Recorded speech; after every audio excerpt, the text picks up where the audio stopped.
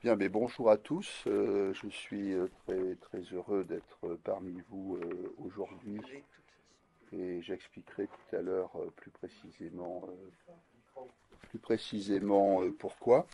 Alors, il me revient la redoutable tâche de, en effet, veiller à ce que le temps soit respecté, mais surtout le plaisir de présenter dans un premier temps Marianne Minkowski qui va nous parler de Un homme, une vie, donc j'imagine une communication biographique, ce qui est déjà très éclairant.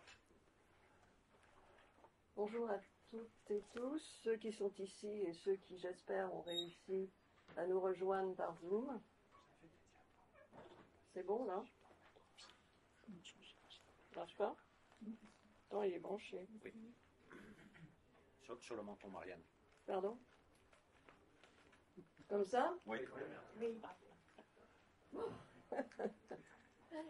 Je vais me joindre aux remerciements qui ont déjà été exprimés, parce que je crois qu'on va... Je remercie quand même le professeur Gaillard de nous accueillir ici, la chaire de philosophie également, et nos co-organisateurs et partenaires qui ont permis d'organiser cette journée. Je voudrais remercier aussi ceux et celles, ou celles et ceux, c'est mieux, qui ont et qui vont encore œuvrer parce que ça n'est pas terminé. Il y aura une publication, il y aura des projections, il y aura des sites internet qui vont s'enrichir. Donc, merci à tous. Merci à tous. Alors, je m'excuserai, je suis un peu émue, mais ça va passer. J'ai la tâche émouvante, mais combien difficile, de vous parler de mon grand-père, Eugène Minkowski. J'avais 30 ans au moment de sa disparition, et je garde une multitude de souvenirs. Ceux d'un grand-père attentif à la petite fille qu'il emmenait en métro le dimanche, rejoindre sa grand-mère pour qu'elle puisse lui faire faire du Rorschach et des dessins. Ceux d'un homme délicat, attentionné et drôle, avec lequel je déjeunais régulièrement, ou encore celui d'un homme étonné et attendri devant un nourrisson qui bâillait en dormant, sa première arrière-petite-fille. Au lieu de vous imposer la lecture exhaustive de sa biographie, que l'on peut trouver notamment sur le site de l'association Françoise et Eugène Minkowski, dont il sera question plus tard, j'aimerais vous faire partager ce qu'il a écrit et dit sur lui-même, ce qu'il a appelé à 85 ans son voyage autour de ma chambre. Et au cours de ce voyage, je souhaiterais insister sur quelques étapes qui m'ont paru essentielles pour illustrer ce que fut l'homme, éminent psychiatre et philosophe, certes, et ce sera amplement développé au cours de cette journée, mais aussi grand humaniste. J'ai fait mes études secondaires à Varsovie, écrit-il. J'étais bûcheur. Il n'empêche que dès que j'avais quelques loisirs, j'allais au parc de Lasienski avec les prolégomènes de Kant. La bosse philosophique se manifestait de bonne heure et j'y suis resté fidèle. Après les études secondaires, j'hésitais entre les mathématiques et la médecine. C'est la médecine qui l'emporta, et cela sous l'influence des idées de Tolstoï. À cette époque, l'idée d'aller dans le peuple était très répandue dans la jeunesse de chez nous. En 1905 éclata la petite révolution russe qui entraîna la fermeture de l'université de Varsovie, contraignant Eugène Minkowski à poursuivre ses études de médecine en Allemagne. Il passa son doctorat en 1909 à la faculté de Munich, et la même année, pour pouvoir exercer la médecine en Pologne, il passa son diplôme d'état russe à Kazan. Arrêtons-nous à Kazan quelques instants, car c'est là qu'il rencontra sa future femme, Françoise Brockmann, qui avait fait ses études médicales à Zurich et qui était, comme lui, venue à Kazan pour obtenir un diplôme d'état russe. Elle fut, comme il l'écrit lui-même, un fidèle compagnon de route et de recherche scientifique qui devait jouer un si grand rôle dans ma vie jusqu'à son décès en 1950. Une fois nanti de ce diplôme d'État, il décidait d'abandonner la médecine pour se tourner vers la psychologie et la philosophie. De 1909 à 1914, resté à Munich, il suivit les cours des jeunes philosophes phénoménologues, Fander, Fischer, Geiger, mais selon son propre aveu, cette période fut particulière. Il l'appela sa période autistique. Je restais dans ma chambre, en tête-à-tête avec moi-même, écrit-il. Puis, sans consulter qui que ce soit, je rédigeais des articles et les adressais à des revues scientifiques. Et j'étais tout le premier étonné de les voir acceptés et imprimés par la suite. C'est ainsi que sont nés ses 4 premiers mémoires en langue allemande, dont l'un sur le parallélisme psychophysiologique particulièrement apprécié par son ami Binzinger. En 1913, il épouse Françoise Brockmann et le couple s'établit à Munich jusqu'au déclenchement de la Première Guerre mondiale. En effet, étant sujets russes, ils durent quitter l'Allemagne et se réfugièrent à Zurich. Coupés de Varsovie, privés de leurs ressources habituelles, il leur fallait subsister. Grâce à Françoise, qui avait travaillé avec Eugène Bleuler, il obtint un poste d'assistant au Bürgelsee.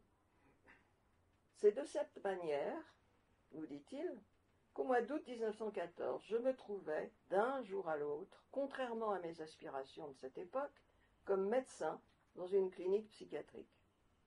Je me sentais dépaysé et malheureux. J'en ai voulu à ma femme. Je lui reprochais de m'avoir enfermé dans un hôpital psychiatrique.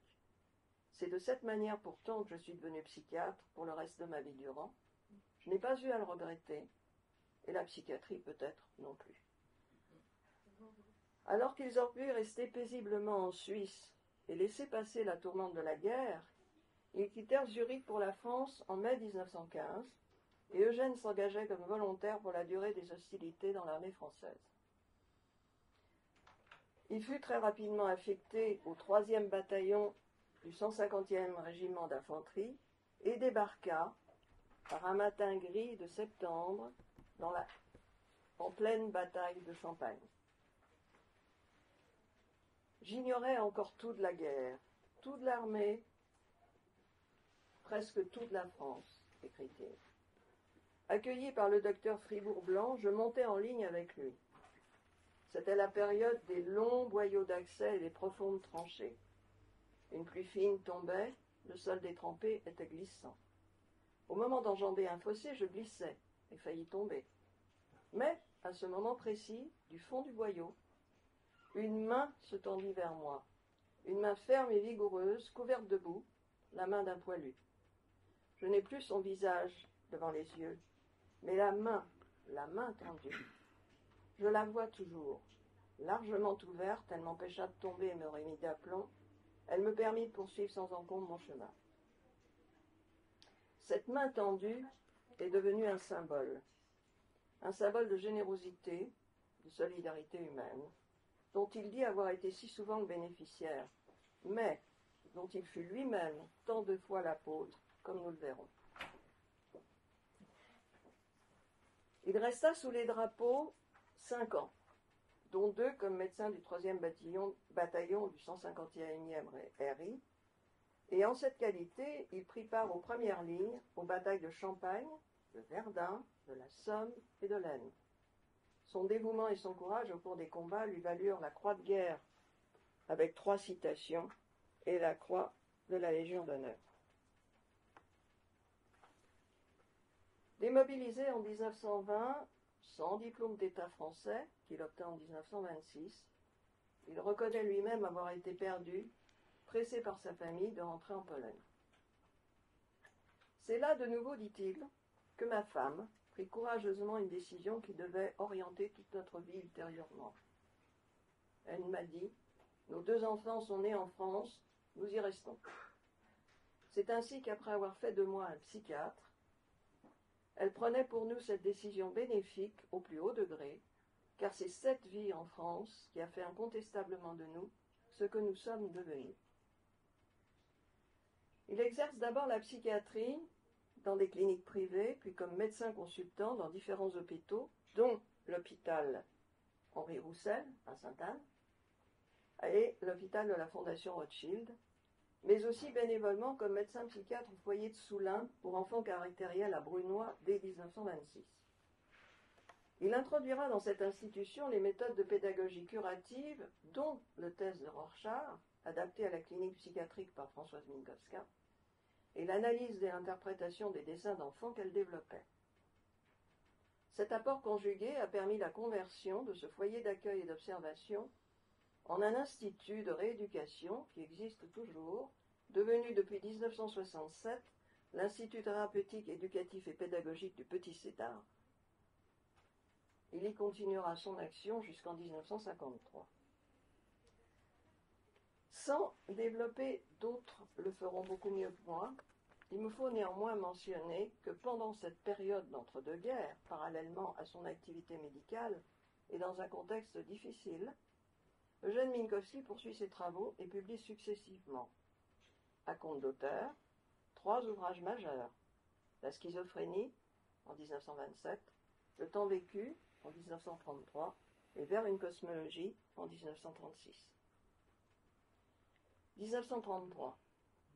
C'est la prise du pouvoir par Hitler et le début des persécutions des Juifs et de bien d'autres communautés. Eugène Minkowski n'a pas oublié la main tendue du poilu. Et, lorsqu'il est contacté par l'Union OSE, Organisation internationale d'aide sanitaire aux populations juives défavorisées, qui vient de s'implanter en France, il accepte naturellement, inévitablement, la présidence de son comité exécutif. Présidence qu'il assurera jusqu'en 1944. Je laisse à Madame Cathy Hazan, historienne de l'OSE, le soin de vous parler du travail de sauvetage que cette organisation a pu accomplir au cours des années d'occupation. Plus de 2000 enfants, sans compter les adultes, ont ainsi pu être soustraits par l'OSE Zone Sud aux persécutions, et du rôle qui tint mon grand-père, malgré les risques encourus. Car, bien que pressés par leurs amis de quitter Paris, Eugène et Françoise y restèrent pendant les 4 années d'occupation. Nous avons survécu, nous avons tenu, nous nous sommes efforcés de nous rendre utiles. À ceux qui nous ont assistés dans notre tâche, nous le devons. Il fallait en effet et d'abord survivre. Le 23 août 1943, décrit-il, au petit jour, 2 inspecteurs de la police aux affaires juives se présentaient à notre domicile pour nous arrêter. Nous avions été dénoncés pour non-port de l'étoile. Notre sort paraissait réglé. Drancy, la déportation, des souffrances sans nom.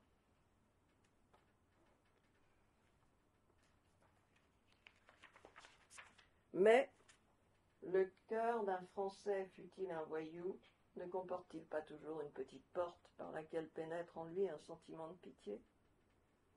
Les policiers laissèrent partir leur fille, Janine, qui se trouvait avec eux ce jour-là. Elle s'empressa de prévenir leur ami, le docteur Michel Sénac, qui, avec l'aide du dirigeant de l'Union générale des Israélites de France, Marcel Stora, intervint un temps à la préfecture de police, et mes grands-parents furent remis en liberté. Il fallait aussi tenir, et ce fut possible grâce aux nombreuses mains qui se sont tendues pour aider Eugène Minkowski d'une manière effective dans son travail clandestin, et pour lui permettre de continuer ses consultations, en particulier à l'hôpital Henri Roussel. Grâce au médecin-chef de l'hôpital, le docteur Gédil Perrin, écrit-il, qui, à maintes reprises, m'incitait à poursuivre mon travail en dépit des ennuis que cela aurait pu lui attirer, grâce à mes collègues, grâce au personnel. Une fois la porte de l'hôpital franchie, dans mon bureau de consultation, je me sentais chez moi, je me sentais là, protégée, à l'abri. J'ai été d'ailleurs particulièrement favorisée. Non seulement l'asile est devenu un vrai asile pour moi, mais encore j'ai eu la chance de profiter des bienfaits d'un vrai foyer, le foyer de Soulin, où je continuais mon activité pendant les dures années d'occupation. C'est par l'intermédiaire de la directrice, mademoiselle Desmarais, qui se dépensait sans compter, souvent au péril de sa vie, pour venir en aide aux Juifs persécutés, que j'ai pu secourir plusieurs familles qui se cachaient dans la région. Il est impossible de ne pas mentionner maintenant Françoise Minkowska, car, de son aveu même, mon grand-père n'aurait pas pu venir au bout de ses tâches sans son compagnon de route, qui, malgré son anxiété, a tenu jusqu'au bout. Elle ne contrecarra pas mes projets, écrit-il. Elle ne paralysa pas mon activité. Elle ne broncha point. Mieux que cela, lorsque moi-même j'avais des moments de défaillance, elle me redonnait du courage et m'indiquait le chemin à suivre. Et ainsi, nous avons tenu ensemble. Comme vous pouvez vous en rendre compte, j'émaille mon intervention de citation de mon grand-père, et j'aimerais, avant de poursuivre, vous citer encore ce court extrait du Temps de l'Étoile jaune. La main tendue du poilu de Champagne me revient à l'esprit. Cette main tendue, nous l'avons retrouvée au cours des années que nous venons de vivre. Le Temps de l'Étoile jaune c'était une réunion, enfin un colloque, et ça date de 1945.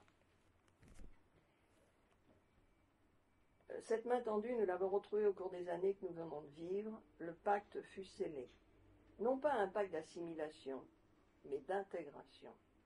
Il ne contenait point l'engagement « je renoncerai à tout ce qui me différencie de toi afin de former, semblable en tout point à toi, une communauté avec toi ». Non. Il voulait dire « malgré les différences qui nous séparent, nous nous rejoignons dans nos aspirations profondes, et par conséquent nous sommes faits pour former ensemble une communauté. Nous recherchons non pas l'uniformité, mais l'union dans la diversité. À ce pacte, je crois avoir été fidèle. Et s'il m'est donné encore de servir la France et la cause juive, tranquillement un jour, je pourrai fermer les yeux.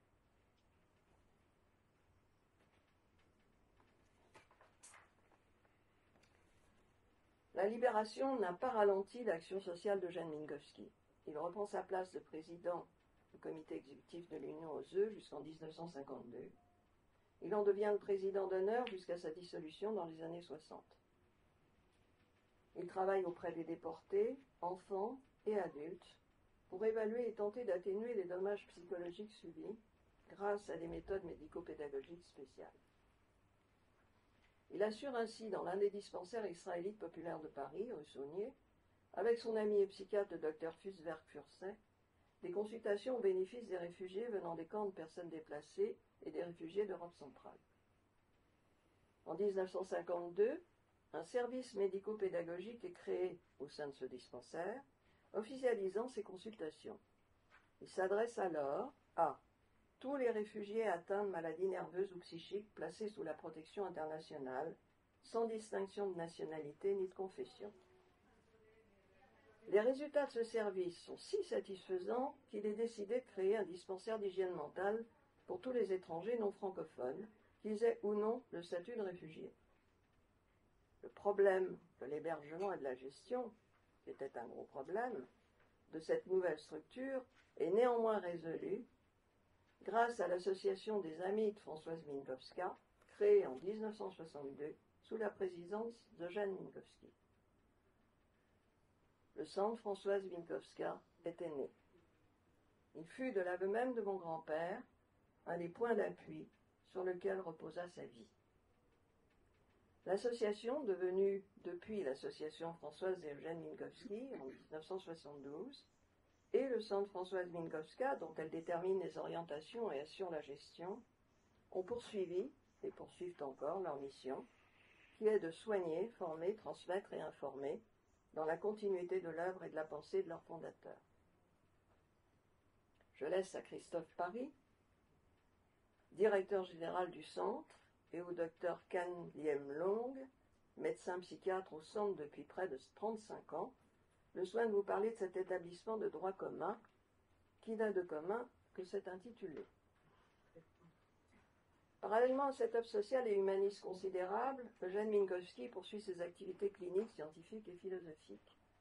Il continue d'écrire.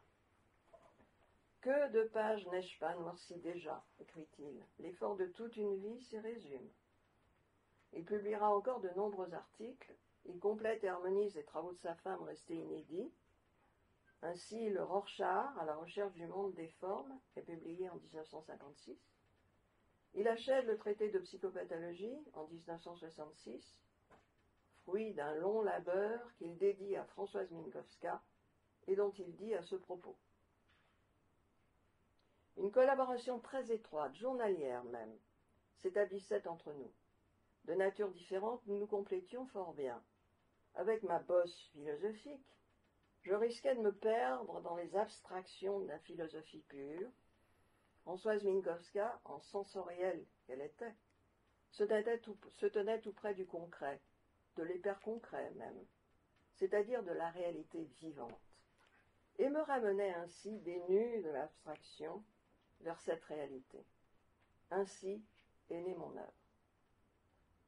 Il est une œuvre jusqu'à présent inédite, dont il nous parle, au cours de son voyage autour de sa chambre. La pensée, la recherche et la réflexion ne s'arrêtent jamais, écrit-il. Quand on a dans le sang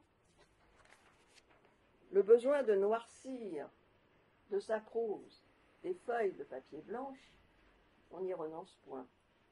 C'est ainsi qu'au cours des dernières années, pour mettre un terme à mon effort, j'ai entrepris d'écrire encore une métaphysique du devenir précisément, et non de l'être, tel que le composent soi-disant les faits. Que deviendra cet ouvrage? En arriverai-je au bout? Je l'ignore, on verra bien. Je suis très heureuse de vous annoncer que cet ouvrage, très récemment retrouvé, même si les derniers chapitres sont manquants, vient d'être édité par une jeune maison d'édition, les éditions des Compagnons d'Humanité, qui déjà réédita récemment Vers une cosmologie, et vous le trouverez à votre disposition ici même. En conclusion, je me permettrai de citer les paroles du docteur Henri Hay, que le docteur Henri Hay prononça lors de l'hommage en l'honneur de mon grand-père pour son 70e anniversaire, qui a eu lieu ici, à Sainte-Anne.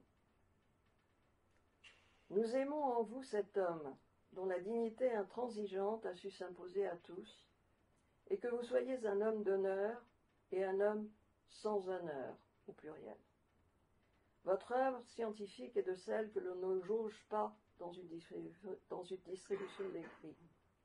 Mais je voudrais surtout souligner que pour tous, vous êtes un savant aimable, un savant qui l'est assez pour ne point avoir besoin de paraître l'être en tranchant des polémiques et des dogmatismes. Je vous remercie.